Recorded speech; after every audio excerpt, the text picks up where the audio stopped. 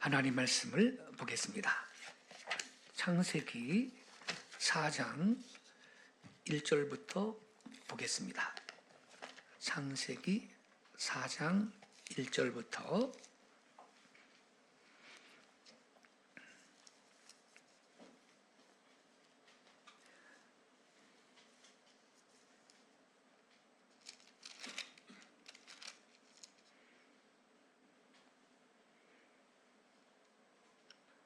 1절부터 8절까지만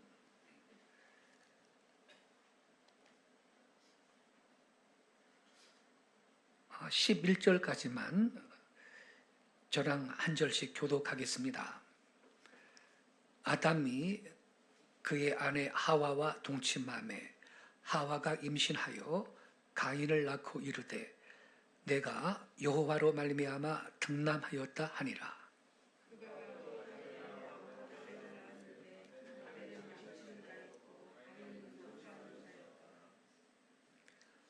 세월이 지난 후에 가인은 땅의 소산으로 제물을 삼아 여호와께 드렸고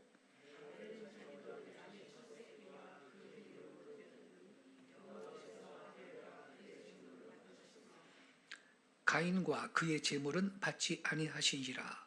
가인이 몹시 분하여 안색이 변하니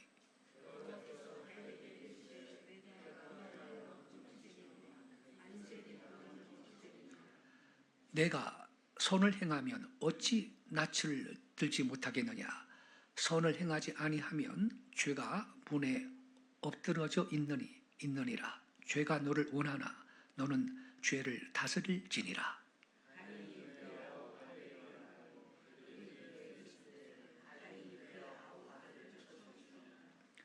여호와께서 가인에게 이르시되 내 아우 아벨이 어디 있느냐. 그가 이르되 내가 알지 못하나이다. 내가 내 아우를 지키는 자니이까.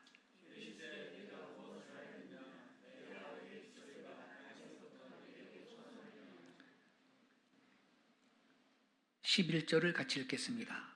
땅이 그 입을 벌려 내 손에서부터 내 아우의 피를 받았은즉 내가 땅에서 저주를 받으리니.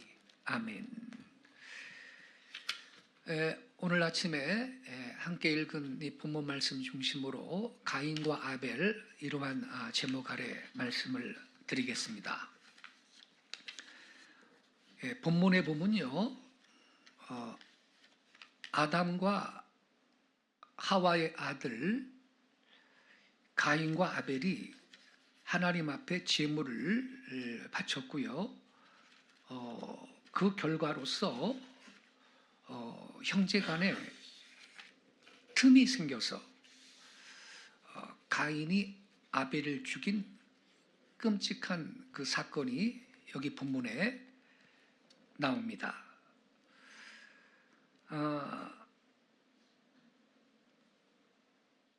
근데 3조 말씀에 보면요,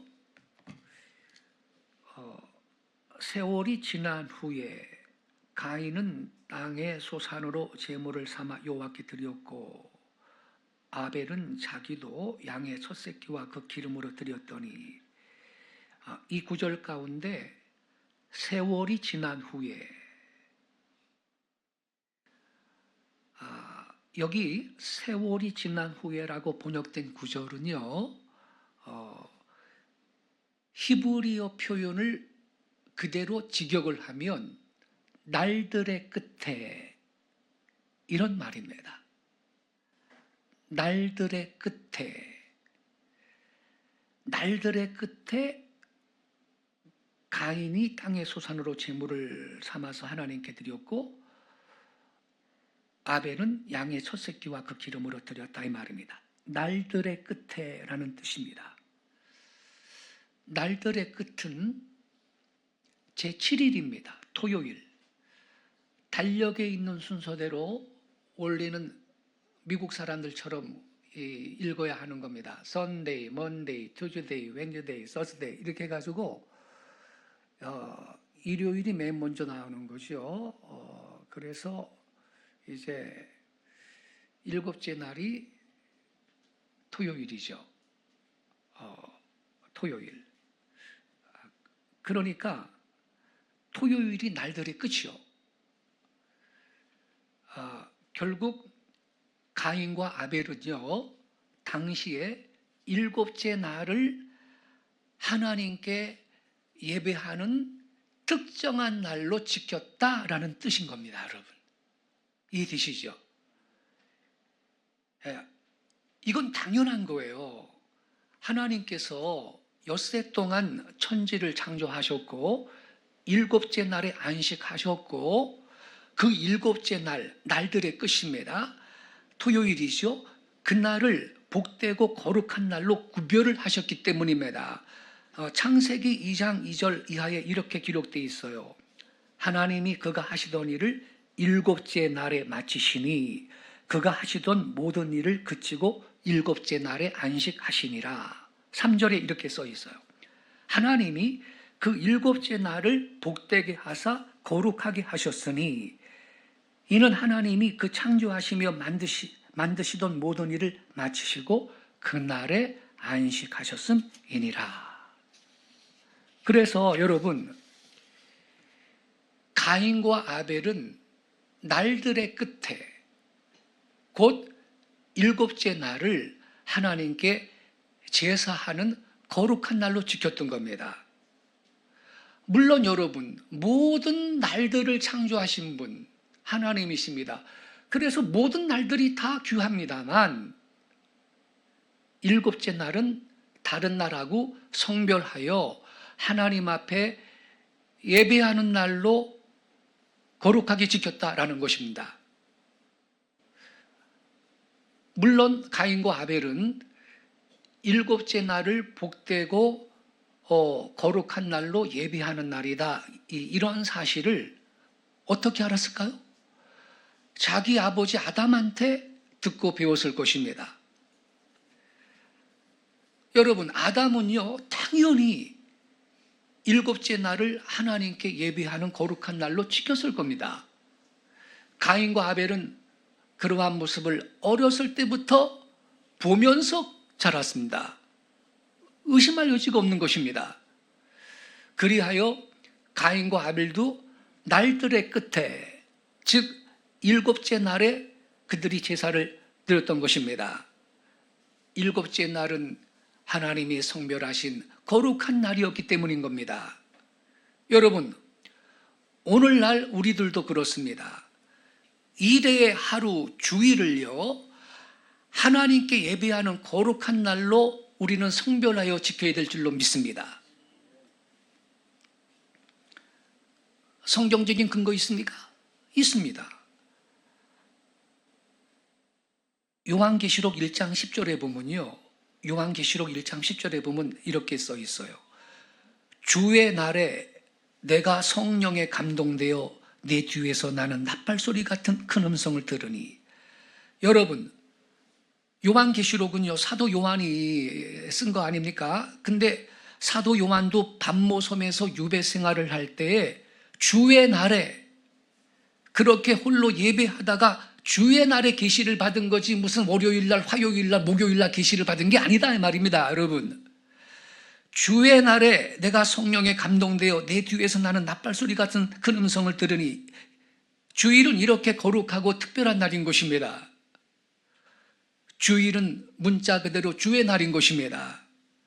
따라서 오늘 이 주일 하루를 성별하여 지킬 수 없는 인간들이 모든 날은 다 거룩한 날이다라는 논리를 갖고 주일 성수를 회피하는 것은 위선의 극치입니다. 요즘 그런 사람이 있습니다. 그것은요 타인을 기만하는 것이고 누구보다 자기 자신을 속이는 행위인 것입니다.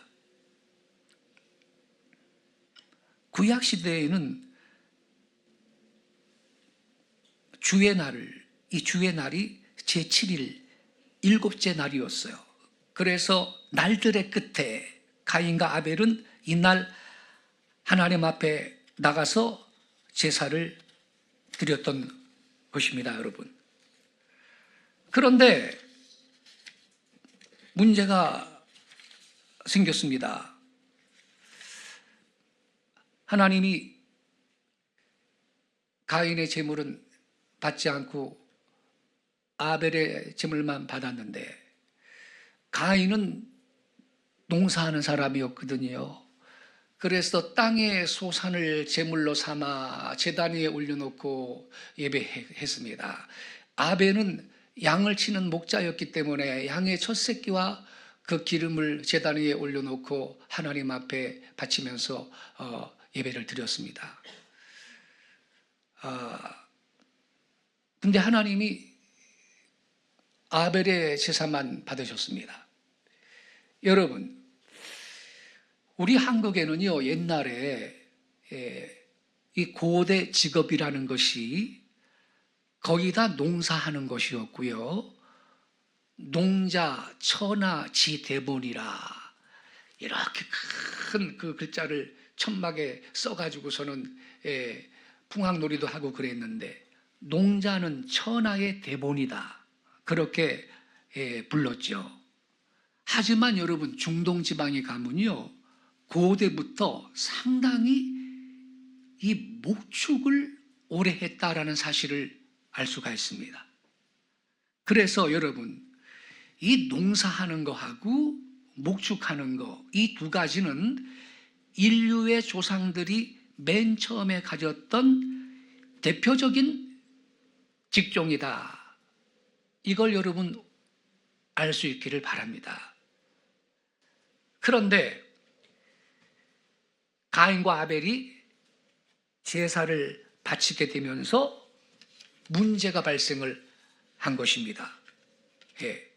본문에 보면요, 두 사람이 제사를 바쳤는데 하나님께서는 가인의 제사를 거절하시고 아벨의 제사만 받으셨습니다. 근데 히브리서 11장 4절에 보면요, 아벨의 제사는 왜 받았느냐? 믿음의 제사였기 때문에 그래서 받으셨고, 가인의 제사는 믿음의 제사가 아니었기 때문에 안 받았다라는 해석이 그 히브리서 11장 4절에 기록이 되어 있습니다. 제가 읽어드릴게요. 히브리서 11장 4절을 보면 이렇게 써 있어요. 믿음으로 아벨은 가인보다 더 나은 제사를 하나님께 드림으로 의로운 자라 하는 증거를 얻었으니 하나님이 그 예물에 대하여 증언하심이라. 그가 죽었으나 그 믿음으로서 지금도 말하느니라. 이렇게 기록되어 있는데요. 여러분, 하나님은 가인의 제사를 믿음의 제사였기 때문에 받았다 써 있습니다. 그 히브리서 11장 4절에요. 그런데 이 히브리서 11장에는요, 구약에 있는 성도들의 위대한 신앙을 열거하고 있습니다.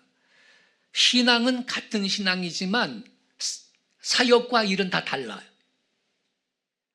아벨은 믿음으로 제물을 바쳤다. 노아는 믿음으로 방주를 준비했다. 아브라함은 믿음으로 갈 바를 알지 못하고 약속의 땅을 향해서 갔다.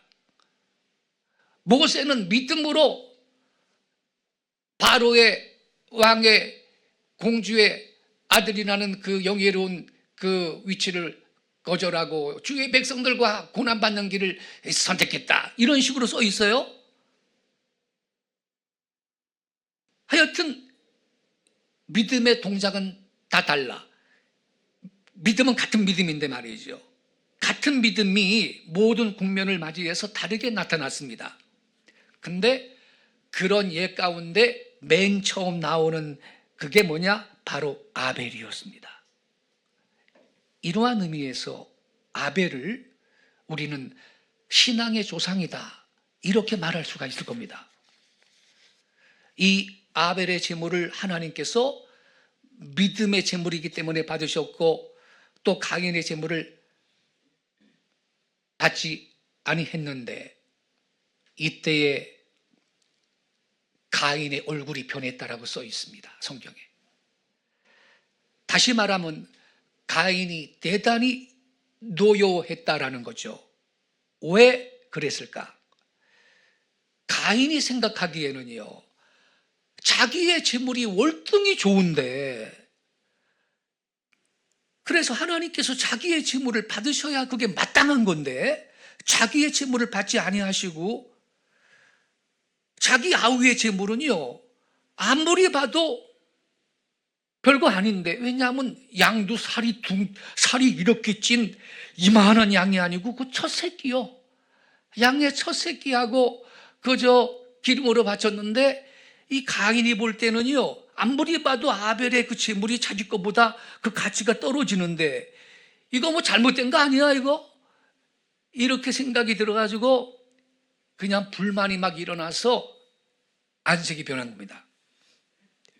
그렇다면 여러분, 무슨 말이겠어요? 이 가인이 바친 농작물은요, 우리 사람의 가치로 판단을 해보면 사실 가인의 재물보다 월등히 귀하고 가치 있는 재물이었죠. 값을 매긴다면요, 여러분, 아벨이 바쳤던 그 새끼 양보다는 아마 11배나 10배나 20배나 훨씬 더 비싸게 값어치가 많은 그런 재물을 바쳤고, 아벨은 초라하게 양 새끼 한 마리를 바쳤는데요, 그 가치가 가인이 바친 재물에 비하면 어림도 없어요. 그죠? 그러니까 가인이 생각할 때 자기 재물이 훨씬 더 가치가 많다 이거예요. 그래서 하나님이 당연히 자기의 재물을 환영하시고 연락하셔야 될 건데, 가치가 더 많은 자기의 재물은 하나님이 물리쳐버리고 별거 아닌 아벨의 재물을 받으셨으니까 가인이 생각할 때 열받아가지고 안색이 변해버린 거예요. 예. 다시 말씀드릴게요, 여러분. 우리 인간의 안목으로 볼 때에는 가인의 재물이 훨씬 더 값비싼 재물이었습니다. 그리고 또 고상하기까지 합니다. 그거 뭐 양을 죽여가지고 말이야, 피 흘려가지고 피비린내 나게 말이야. 예? 왜 그렇게 제사를 해? 그냥 배추, 무, 마늘, 무슨 사과, 배, 온갖 과일, 아주 그냥 오곡백과 이거를 제단 위에 올려놓고 제사를 하면 그거 값어치도 더 나가고 고상해 보이잖아요. 근데 무슨 피비린내 나게 양 새끼를 갖다가 또 칼로 찔러 죽여가지고, 예? 뭐 고상하지가 않아. 인간의 안목으로 볼 때 말이에요. 예? 그러나 여러분, 하나님이 보실 때는요,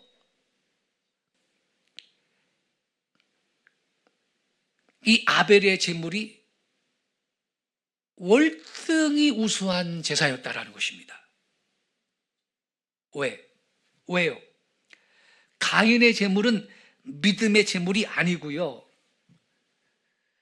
자기 재산을 뽐내는 제물에 불과했던 것입니다. 자기 의의를 드러내는 그러한 예배에 불과했던 거예요. 하지만 아벨의 제물은 믿음의 제물이었다 이 말입니다, 여러분. 왜 믿음의 제물이냐? 아벨은 양을 바쳤다 이렇게 말씀하고 있죠. 양. 근데 여러분, 성경에 보면 아까 우리 3분 바구리 가락으로 찬양했지요. 예. 하나님의 예수님이 양이라고 찬양했죠. 성경에 보면요, 장차 오실 그리스도를 세상 죄를 지고 가는 하나님의 어린 양을 그랬어요. 세상 죄를 지고 가는 하나님의 어린 양을 봐라. 즉 예수님을요, 성경 가운데 양이라고 표시하고 있습니다. 또 구약의 제사법전 레위기에 보면요, 제물 가운데 대표적인 제물이 바로 양입니다. 물론 소도 제물로 바칠 수가 있었고, 비둘기도 바칠 수가 있고 여러 가지 많습니다만, 이 양이요, 모든 제물의 대표적인 제물이었다라는 걸 기억하시기 바랍니다, 여러분. 이스라엘 백성을 위한 속죄 제물도요, 바로 양이었어요. 양. 유월절 양도 양이에요. 양의 제물. 그러니까 여러분, 이 양은요, 구약의 제물의 대표이고, 중요한 건 장차 오실 그리스도를 예표하는 거예요. 그리스도의 그림자가 되는 것입니다.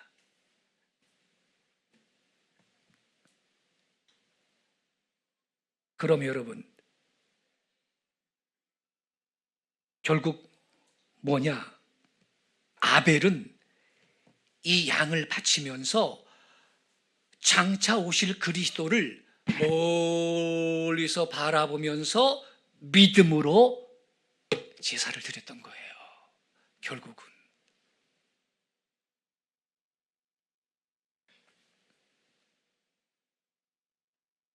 여러분, 신약의 믿음과 구약의 믿음의 차이가 뭔지 아세요?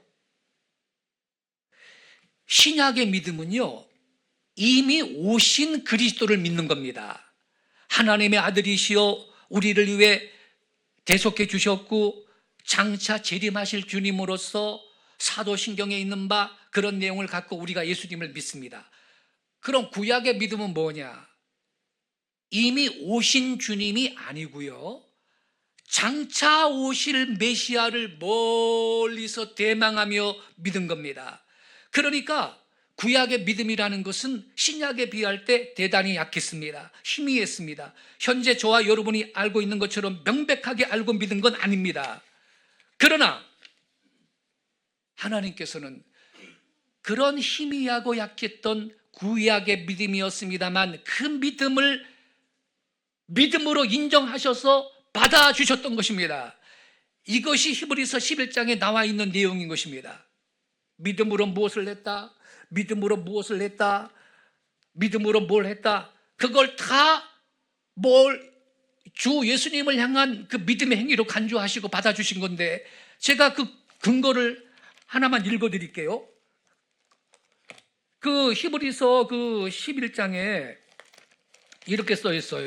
모세를 보면요, 히브리서 11장에 모세의 행동을 갖다가 예수님을 향한 믿음이라고 써 있는데, 그 히브리서 11장 24절을 읽어드릴게요. 이렇게 써 있어요. 믿음으로 모세는 장성하여 바로의 공주의 아들이라 칭함받기를 거절하고 도리어 하나님의 백성과 함께 고난받기를 잠시 죄악의 낙을 누리는 것보다 더 좋아하고, 26절에 이렇게 써 있어요.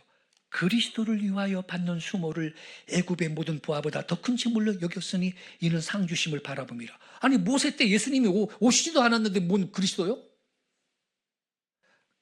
이해되시죠, 여러분? 결국 구약 성도들은 멀리 오실 예수님을 믿은 거요. 멀리 바라보면서 그 믿음을 하나님은 받아주셨다 이 말입니다. 인정하셨고, 여러분, 예?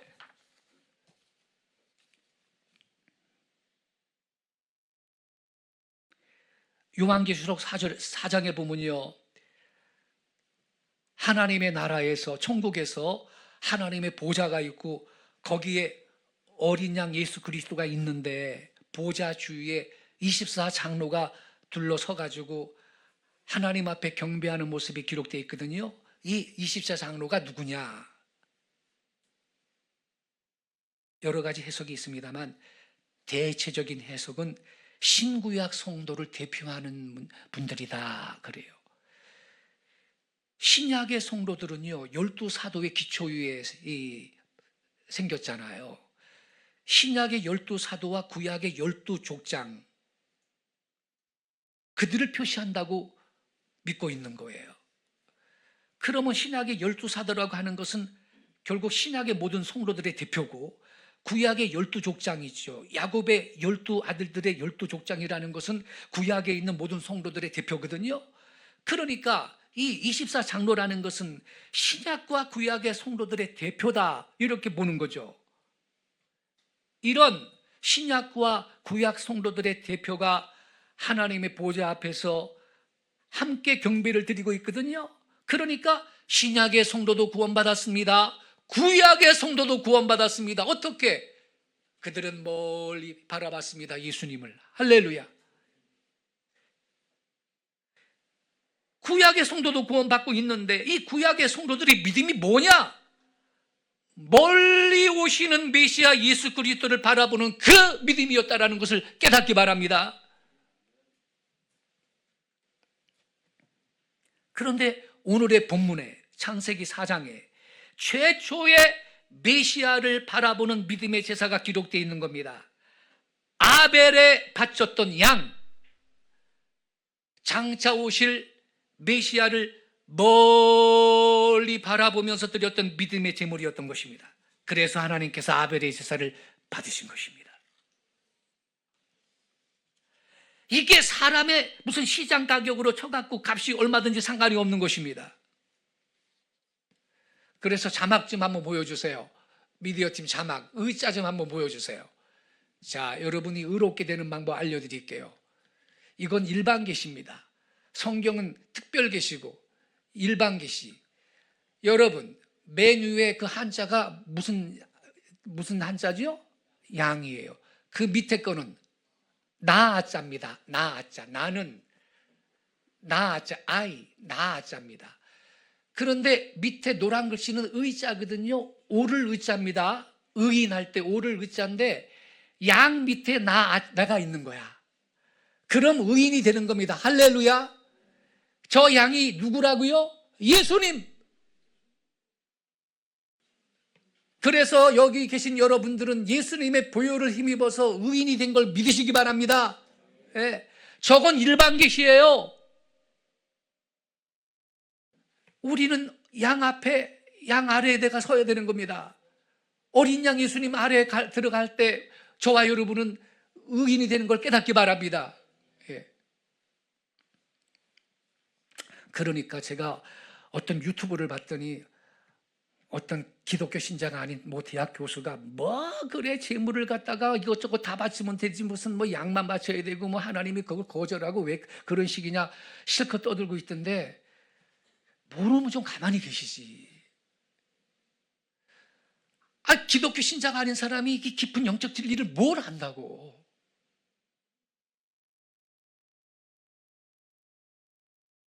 그래서 여러분 하나님이 아벨의 제사를 받은 겁니다. 아니 가인이 오곡백가를 올려놓고 사가고 배고 부추고 마늘이고 엄청나게 쌓아놓고 상다리 부러지게 화려하게 그렇게 제사를 했다 해도 그건 믿음의 제사가 아니었던 것입니다. 자기 의를 드러낸 것이지. 그가 아무리 가치가 많은 땅의 소산을 올려놨다 해도 아벨의 제물 양의 첫 새끼, 인간의 안목으로 볼 때 아벨 거보다 별거 아니지. 근데 여러분 하나님은 아벨의 걸 받아요. 그래서 여러분 우리 예수님께서도 부자가 바치는 많은 돈보다 과부가 바쳤던 엽전 두닙을 더 크다고 하셨다고요. 물량으로 따지면요 물론 작았겠지만 그 과부의 헌금은 믿음의 것이었기 때문에 예수님은 그게 더 크다고 말씀하셨던 걸 믿으시기 바랍니다. 하나님은 중심을 봅니다. 하나님의 판단이라는 것은 외모로 판단하는 게 아니오. 하나님은 중심으로 판단하시는 분이신 걸 믿으시기 바랍니다. 중심으로 판단하셔서 아벨의 제물이 더 가치 있고 수준 있고 좋은 제물이라 가지고 주님께서 가인의 제물 거절하시고 아벨의 제사만 받은 겁니다. 여기서 여러분 우리가 한 가지 더 느낄 수 있는 건 뭐냐면 이 아벨과 가인이 제단을 쌓고 제물을 바쳤다라는 기록은요 이 성경 말씀 가운데 나오는 제단 쌓고 하나님께 제사 바쳤다라는 그 기록의 맨 처음 효시에 해당합니다. 효시. 맨 처음 했어. 맨 처음. 여기 본문에 맨 처음 사람들이 제단을 쌓고 하나님께 제사를 바친 사건이 여기 기록되어 있는 거예요. 이걸 가리켜서 제단 시대라 그러지요. 이때부터 쭉 내려가서 아브라함 시대에 이르기까지 아브라함, 이삭, 야곱에 이르기까지 전부 다 제단 시대라고 불리고 있습니다. 이때는 여러분 평신도하고 이 제사장의 차이점이 없어요. 평신도가 따로 있고 제사장이 따로 있고 그 평신도가 제사장님께 가가지고 제사장이 평신도를 대신해서 하나님 앞에 제사 바치는 이거는 모세 이후의 이야기입니다. 그 전에는 누구 간에 제단을 쌓아놓고 줄로 돌로 제단을 쌓았는데 그 돌단 위에다가 제물을 올려놓고 제사했던 것입니다. 족장들은 자기 가족의 제사장이었습니다. 그래서 아브람도 제사 바쳤고 이삭도 제사 바쳤고 야곱도 바쳤던 것입니다. 근데 여기에 그 맨 시초의 것이 바로 아벨의 제사였습니다. 이런 시대를 가리켜서 제단 시대다 이렇게 말해. 이 제단 시대에는 뭐가 없어요. 그냥 제단 하나만 있으면 돼. 그게 토단이든 돌단이든 거기에 제물을 갖다 두면 그만인 거예요. 거기에 무슨 복잡한 의식이 아무것도 없습니다. 그러면 우리 하나님께서 어떤 표시를 하셔서 제물을 받으셨다라는 것을 알려주셨는데, 예컨대 성경학자들은 불이 하늘에서 내려와서 제물을 다 살라버렸을 것이다 그래요. 그러니 가인이 내 제물은 왜 하나님이 안 받는 거야? 그걸 아는 거야. 아벨의 제단에만 하늘에서 불이 내려와서 그 제물을 다 그냥 태워버린 거야. 그러니까 가인이 충격을 받고 분노를 하게 됐던 거예요. 내 제물이 더 좋은데 왜 이래 하나님? 뭐 잘못된 거 아니야? 이렇게 생각을 했다는 것입니다. 여러분, 성도 여러분, 우리는요 그래서 하나님이 연락하시는 예배를 드려야 할 줄로 믿습니다. 그게 중요한 거거든. 그래서 예배를 드릴 때도 여러분, 교회도 그렇고 여러분 개인도 그렇고 아벨형이 있고 가인형이 있어요. 여러분은 아벨형의 예배자가 되시기를 바랍니다. 예? 가인형이라는 게 뭐냐? 사람 보기에 화려한 그러한 예배,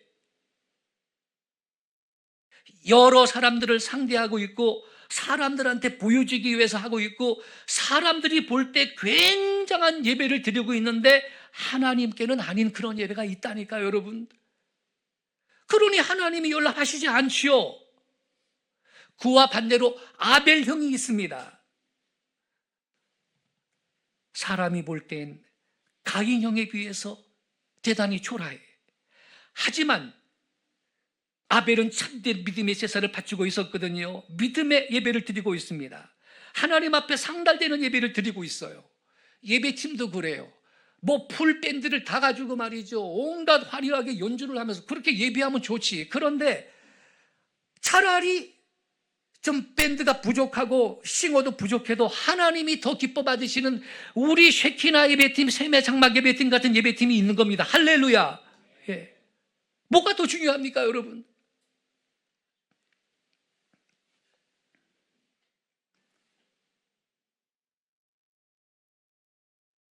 그렇다고 여러분, 우리가 뭐 큰 재물을 바쳤다거나 외적으로 큰 게 무조건 나쁘다 이 말이 아니에요. 진짜 문제가 뭐냐? 진짜 문제는 내 중심에 있다는 거지요. 중심에 있고 그게 믿음의 재물이냐라는 것입니다. 우리는 아벨형의 제사를 드려야 할 줄로 믿습니다. 끝으로 성경 구절 한 구절만 읽고 말씀을 맺겠습니다. 이사야 여러분 43장 21절을 같이 읽겠습니다. 이사야 43장 21절 찾아주시기 바랍니다.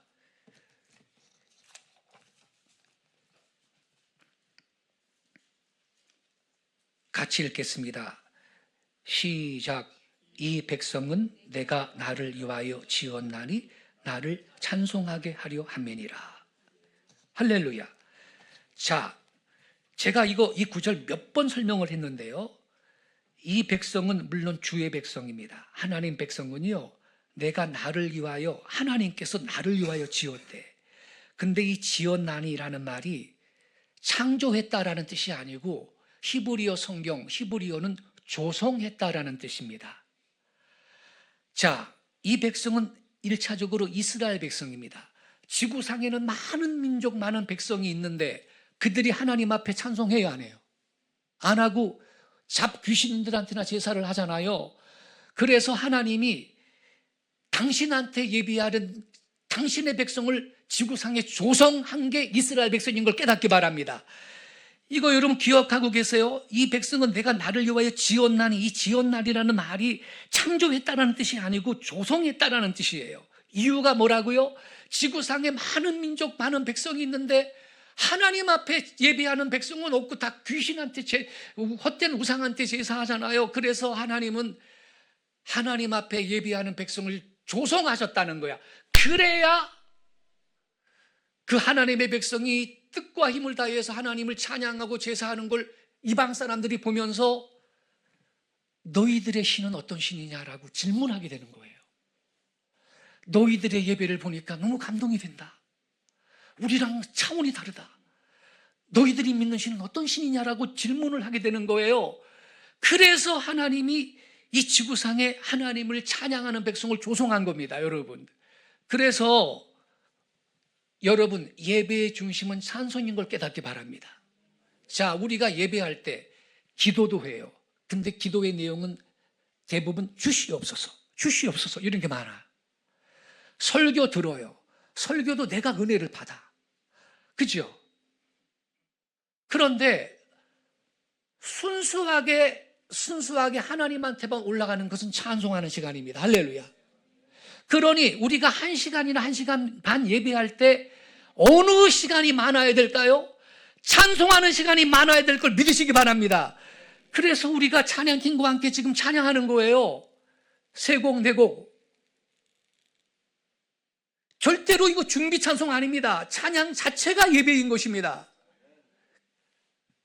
오늘 저녁에요, 송도 주사랑교회 그 담임 목사님 제가 잘 아는데 거기 가서 설교를 제가 3번 했죠. 송도에서 제법 규모가 있는 교회입니다. 우리 이 예배팀에 우리 가락 이 예배를 경험하고 싶다.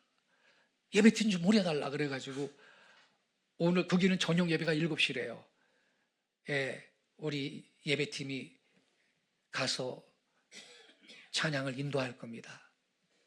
여러분, 큰 은혜의 시간이 오늘 송도 주사랑교회에 있을 줄로 믿습니다.